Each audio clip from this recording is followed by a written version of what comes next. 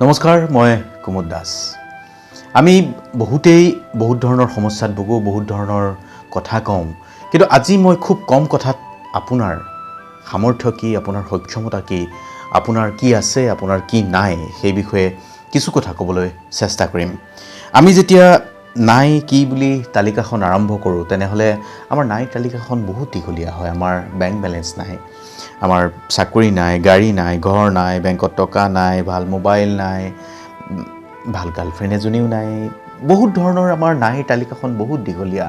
পিন্ধিবলৈ ভাল এযোৰ কাপোৰ নাই, এটা ভাল কলম নাই, এটা ভাল পাৰ্চ নাই, এটা ভাল ঘৰ নাই, ঘৰ যদি আছে থাকিবলৈ কাপোৰ, বিচনা পত্ৰ লাগে মানে আমাৰ তালিকাখন বহুত দীঘলীয়া।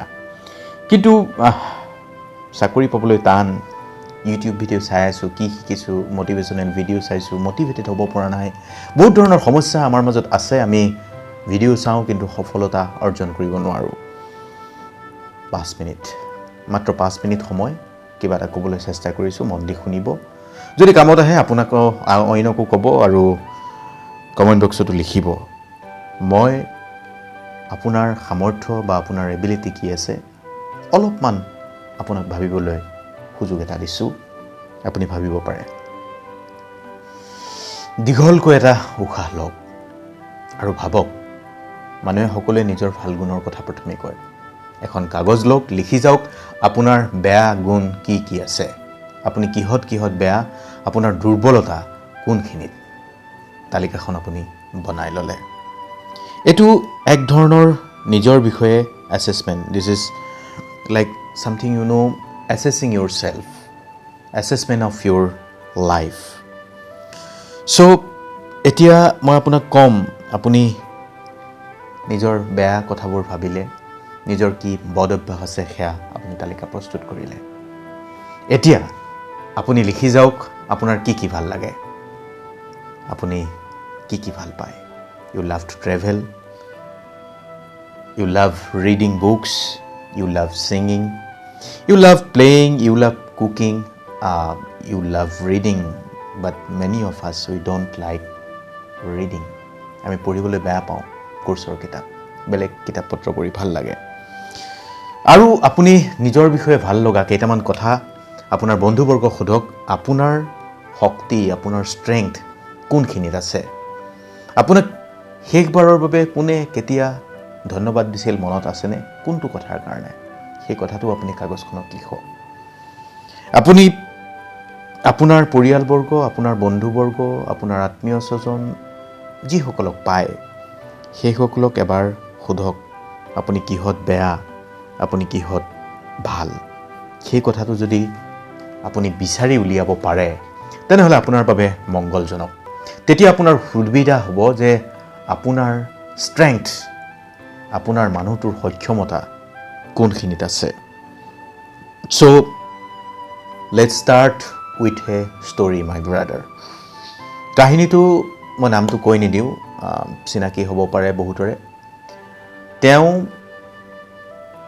বিয়াত বহিল, তেওঁ যথেষ্ট আত্মবিশ্বাসী, তেওঁৰ কিবা এটা নিজাববীয়াকৈ কৰাৰ খুবেই ইচ্ছা আছিল, খুবেই মন আছিল।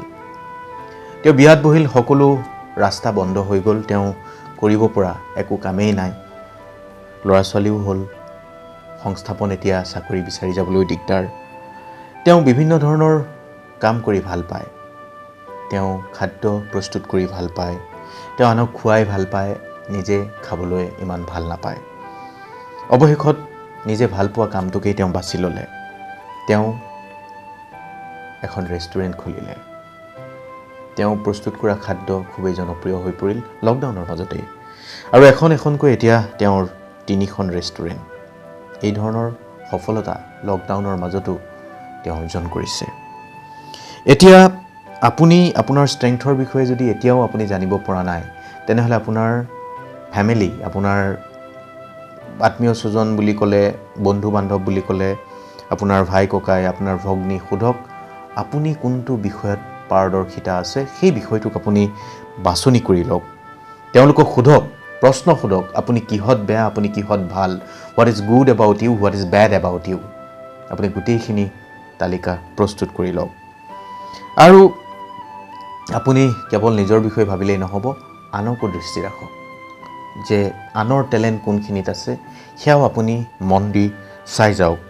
আপুনি আনক লক্ষ্য কৰক কিদৰে ৰিস্ক লৈ তেওঁলোক সফল হ'ব পাৰিছে, সেই বিষয়টো আপুনি বাছনি কৰি লওক।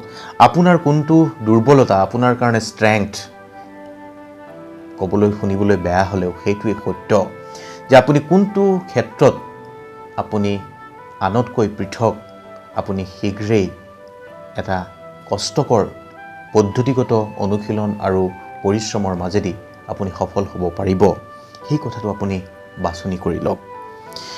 আৰু সুযোগ আপোনাৰ বাৰে বাৰে আহিছে কিন্তু আপুনি নক কৰিব যোৱা নাই, আপুনি সুযোগ হিচাপে ব্যৱহাৰ কৰিব পৰা নাই। কোনটো সুযোগ আপুনি ব্যৱহাৰ কৰিব সেই কথাটো আমি পৰৱৰ্তী সময়ত ক'ম, কিন্তু এতিয়া আপুনি পৰিৱৰ্তনটো গ্ৰহণ কৰক।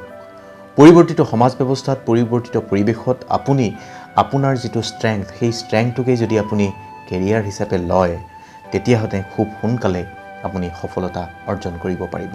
আজিৰ ভিডিঅ'টোত কোৱা সেই মহিলাগৰাকীৰ দৰে যিয়ে বিবাহপাশত আবদ্ধ হোৱাৰ পিছত, সন্তান হোৱাৰ পিছত আশাই কৰা নাছিল যে কিবা এটা আত্মপৰিচয় হ'ব।